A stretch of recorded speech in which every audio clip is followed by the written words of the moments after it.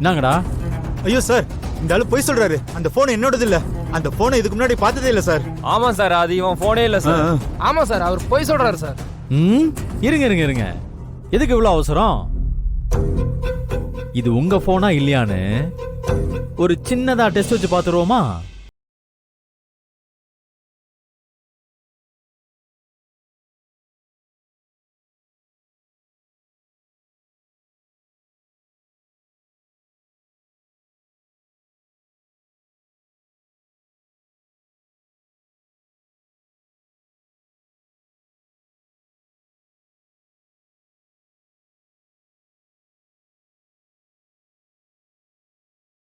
போயிட்டு இருக்கு.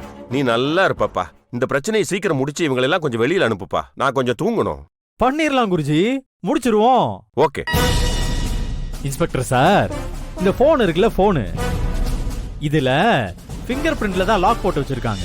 அதனால இவனுங்களோட ஒவ்வொருத்தங்களோட விரலை வச்சு பார்த்தோன்னு வைங்க, இந்த போன் யாரோடதுன்னு ஈஸியா கண்டுபிடிச்சிடலாம். அப்புறம் என்ன, இவனுங்க கிட்ட பேசின மேடம் யாருன்னு ஈஸியா கண்டுபிடிச்சிட போறோம்.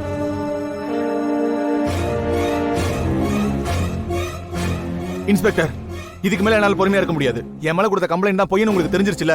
தயவு செஞ்சு என்ன விட்டுருங்க, நாங்க கிளம்புறோம். பொறுமையா ஆனந்த் யார் டார்ச்சர் பண்ணாங்கங்கறத நீங்க கண்டுபிடிச்சுக்கோங்க. அதானே, ஏன் அண்ணன் தான் எந்த தப்பும் பண்ணலன்னு தெரிஞ்சு போச்சுல. அப்புறம் எதுக்கு நாங்களே எங்க இருக்கணும்? நாங்க கிளம்புறோம். உண்மையான குற்றவாளி யாருன்னு நீங்க பொறுமையா கண்டுபிடிச்சுக்கோங்க. வாங்க. ஒரு நிமிஷம் ரேணுகா,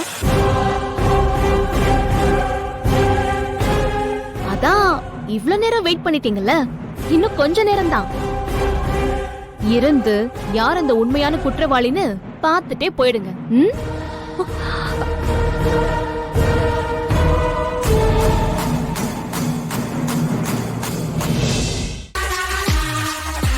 அப்பா, இது ரொம்ப குழப்பமா போயிட்டு இருக்கு. இது வேற எங்கேயாவது நடந்திருந்தா கூட நமக்கும் இதுக்கும் எந்த பிரச்சனையும் இல்லைன்னு விட்டுறலாம். தெரிஞ்சோ தெரியாமலோ இவங்க நம்மள தேடி வந்துட்டாங்க. உங்க முன்னாடி தப்பு நடந்தா அது நல்லா இருக்காதுல்ல. அதனால உண்மையான குற்றவாளி யாருன்னு கண்டுபிடிக்கிற பொறுப்பு போலீஸை விட இப்ப நமக்கு தான் அதிகமா இருக்கு. அதனால நீ எதுக்குமா இப்படி தயங்குற? இப்ப அந்த ரவுடிகளோட விரல வச்சு போன் யாருதுன்னு கண்டுபிடிக்கணும். அதுக்கு மச்சானோட பர்மிஷன் வேணும், அதானே? மச்சான், ஒரு வார்த்தை சொல்லுங்க மச்சான்.